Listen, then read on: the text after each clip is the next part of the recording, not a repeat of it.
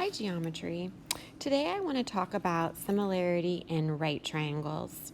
So, we've been working with similarity in triangles. When we work with similarity in right triangles, there are three right triangles in the diagram, and they are all similar to each other.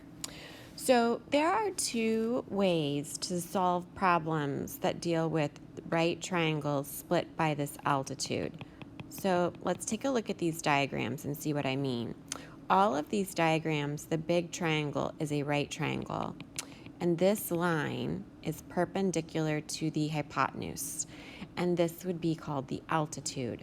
So, all of these pictures are a right triangle with an altitude to the hypotenuse drawn in the picture. So these are problems that I can do one of two ways. One way is to draw all three triangles the same way. When you and I do this, we can then compare and use our proportions to solve for missing sides. So let's look at this method first. So in this picture, there is going to be a little triangle. There is going to be a medium-sized triangle. And there is going to be our biggest triangle. Now, it doesn't really matter which direction you redraw these triangles, but the point is I would like them to all three be sitting exactly the same way. So when you go to look at my work, you'll notice I always have them standing on the short side with the right angle on the right. So in this diagram, this is my little triangle. This triangle is my little one, and there's its right angle. So it's kind of like sitting upside down and flipped from the one I drew. This is going to be my medium size, my middle triangle.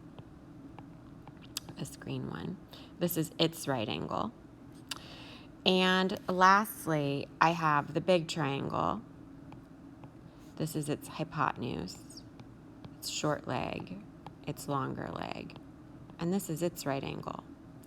So those are my three triangles. So what I want to do is pull this apart like a puzzle and draw all three separately. So for my blue one, the side that's 36 is that small side on top. The hypotenuse is blank, so I'm not going to write anything for the blue hypotenuse. And the X then is its long leg.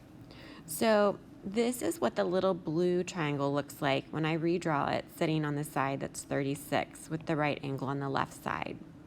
So let's go look at pulling my green triangle apart. So my green triangle, this is my right angle and this is my little side. And you'll notice that the little side of the green triangle is my X. The long leg of the right angle is the 64. And I don't know the hypotenuse, so I'm going to leave that blank in that picture. So now let's do the red triangle. On the red triangle, this is my right angle, and this is my short leg, and I don't know it, so I'm going to leave it blank. This is my longer perpendicular leg, and I don't know it, so I'm going to leave it blank. And this is the hypotenuse across from the right angle. If I add those sides together, I get 100. So what always happens when you use this method, when you draw the three triangles the same way, two are useful, and one you cross out. So when I look at this picture, the blue and the green one, I know sides that are corresponding. So I'm going to keep the blue and the green one, and I'm going to use them to write my proportion. For example, I could keep it in the blue triangle and say X over 36 equals the 64 in the green triangle over X. Or I could write my X over 64 equals my 36 over X.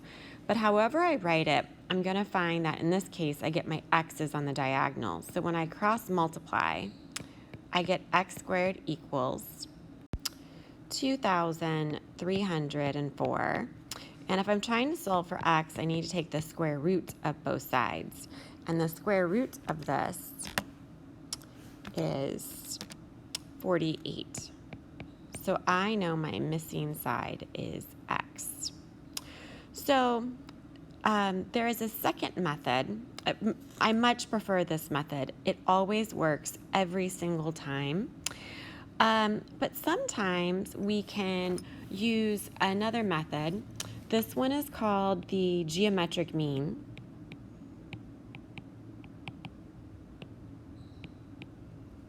And I sometimes will have to combine it with the Pythagorean theorem.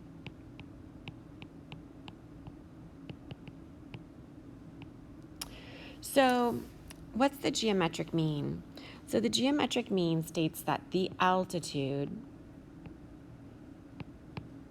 to the hypotenuse, and that's this blue line in this picture, the altitude to the hypotenuse of a right triangle, which is this big triangle right here, is the geometric mean of the two parts of the hypotenuse. So what does that mean, that it's the geometric mean of the two parts of the hypotenuse? So in this particular diagram, let me introduce a new variable y, because this is my altitude. So that's my y in this diagram. And the two parts of the hypotenuse is the 9 and the 16 in this particular diagram. So the geometric mean, we can write several different ways. One proportion to see it in a formula is if something is a geometric mean, that means it's on the diagonal twice. So in this case, it's the y. So I would put the y on my diagonal, and the two parts of my hypotenuse I'd put on the other diagonal. Keep in mind that sometimes my variable can be parts of the hypotenuse. It just depends. So now this, when I cross multiply, I would get my y equals my y squared, y times y, equals my 9 times 16. And I'm going to leave it like that for a second instead of multiplying. And then when we take the square root, I get that y equals the square root of 9 times 16. So two popular ways to look at the geometric mean is to write this proportion where your geometric mean is on the diagonal. Other times, you write the geometric mean equal to the square root of the two parts of the hypotenuse. Again, this isn't my preferred method. Method 1 is my preferred method for my students, but this is a way to do these problems. So let's say we're going to do this problem that way. So looking up here, step 1, utilizing the geometric mean. I'm going to write for this particular problem my y on the diagonal. Where do I put the y? It doesn't matter. Just put it on top on one side, on the bottom on the other side. It's on a diagonal. Throw the 9 and 16 in. Where do I put them? It doesn't matter. Put the 9 somewhere, put the 16 somewhere. Great. We're going to cross multiply. We get that same y squared I was just talking about. Let's go ahead and multiply that 9 times 16. And I get 144. Let's go ahead and take the square root of both sides, and I get y equals 12. Now you might be saying, I didn't need y in this problem, and you're completely right. I never needed this at all. However, now that I have it, I can use my Pythagorean theorem. This is when I use my Pythagorean theorem to find x. I know in this little yellow triangle, this is my right angle, so x is my hypotenuse, and 9 and 12 are the two perpendicular legs of my little yellow triangle.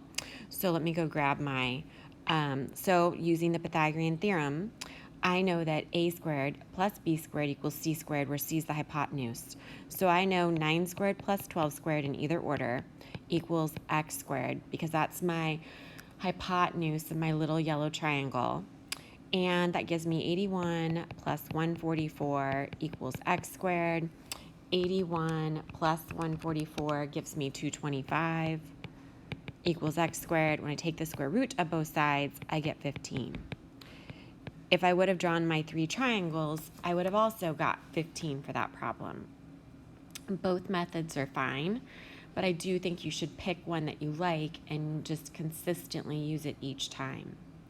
So if you were in class right now, we would practice doing number 3 with the 3 triangles method. So let's do that in this video as well. So we're going to flip back to the 3 triangles method. So in this problem, I have a little triangle with hypotenuse, because it's across from the right angle, of 15 and short leg of 9. So let's draw that little right triangle. So I have the little right triangle, the red one, and I've got the short side of 9, hypotenuse of 15. And then I also have my medium-sized triangle, where this is my 2 perpendicular legs. I don't know either one, and I actually don't know my hypotenuse. So the medium-sized triangle, I don't really have any information to put on it. I suppose you could say the long leg is x minus 9. I mean, that is true, but I don't know the short side, nor do I know the hypotenuse. So now let's look at the entire triangle. The entire triangle. So my entire right triangle, let's draw it, has a short leg of 15. I don't know the long leg, so I'll put 15 here, and I don't know my long leg. I do know my hypotenuse is x. So I can write a proportion using my first and my third triangles. I could write, for example, 15 over 9 equals x over 15. I'm used to the idea of having something on the diagonal that matches. When I cross multiply, I get 9x equals 225. When I divide both sides by 9, I get 25 for my x. So I know x is 25. If for any reason I needed the other portion of my split hypotenuse, 9, it would have been 16.